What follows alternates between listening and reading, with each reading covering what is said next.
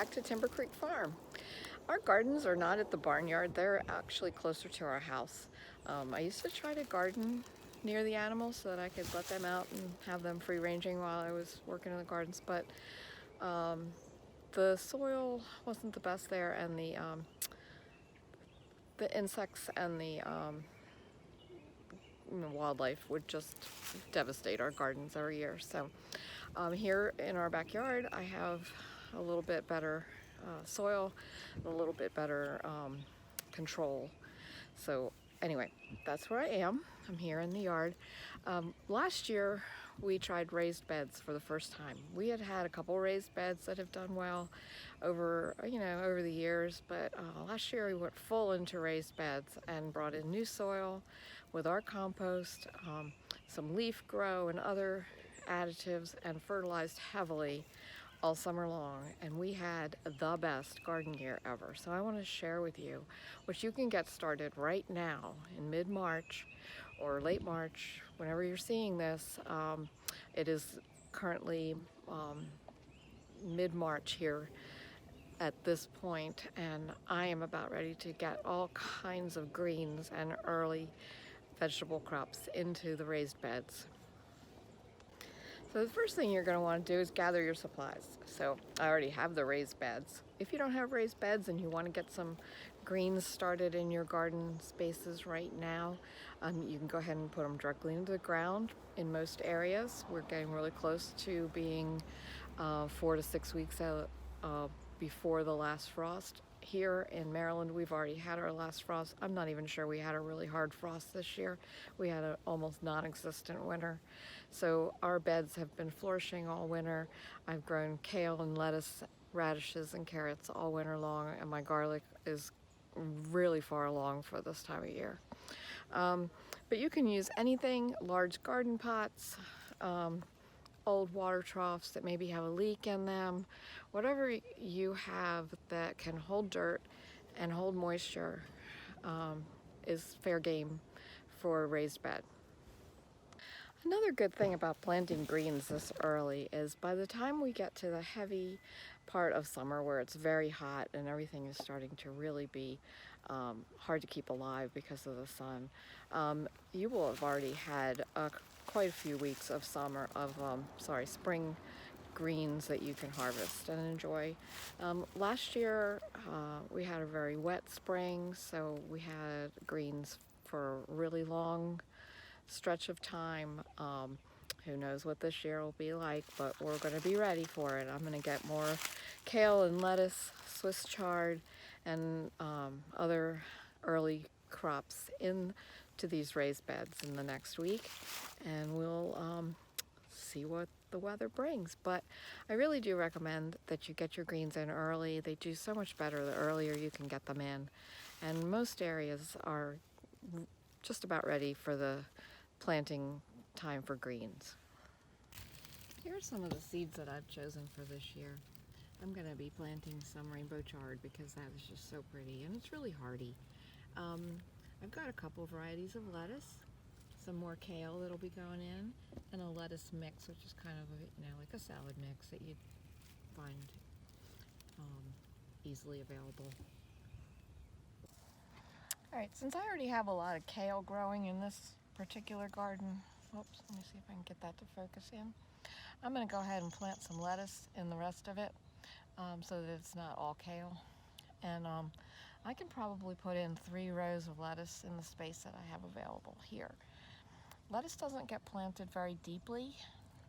It recommends that you plant it just a tiny little 1/4 to 1/2 inch in the ground.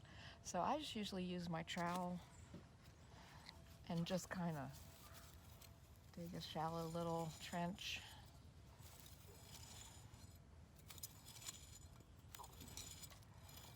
And the soil that gets displaced on either side I'll use to cover the seeds.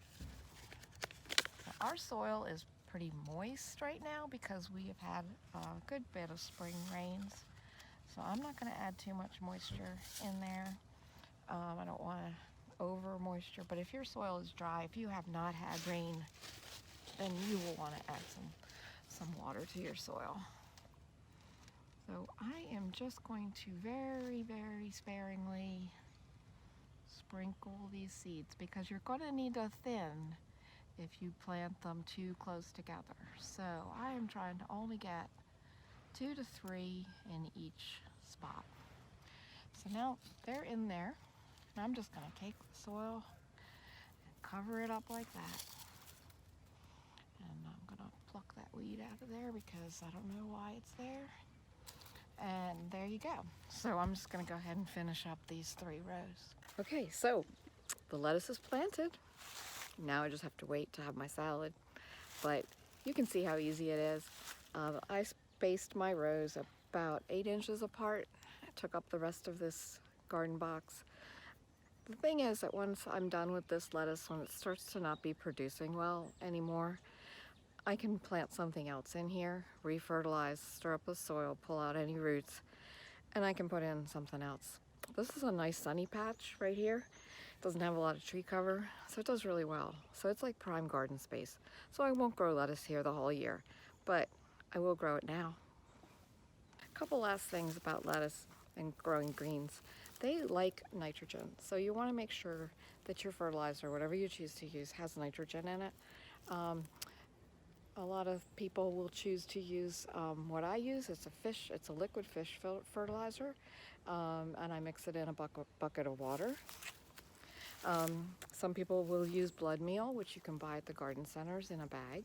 That's an easy one to do too.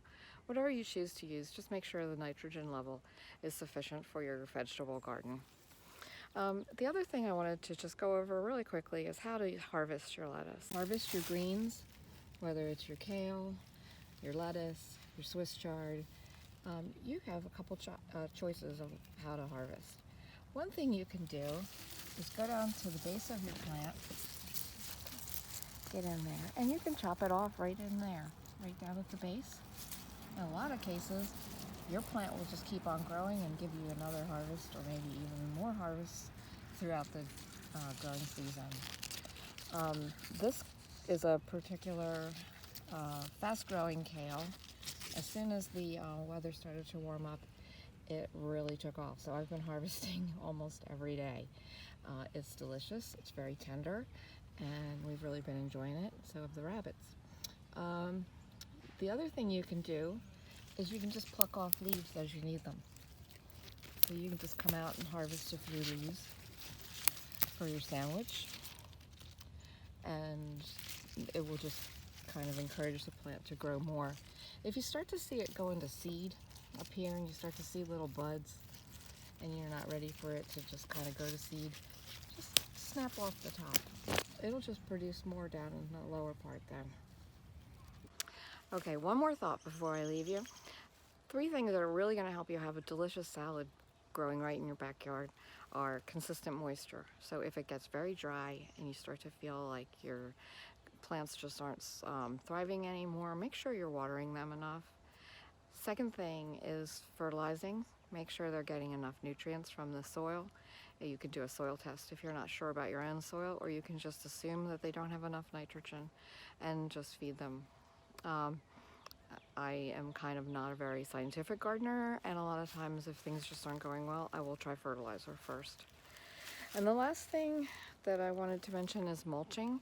So if you notice that your beds are getting really dry really quickly, and it's really not that warm, add some either bark mulch, straw around the base of the plants.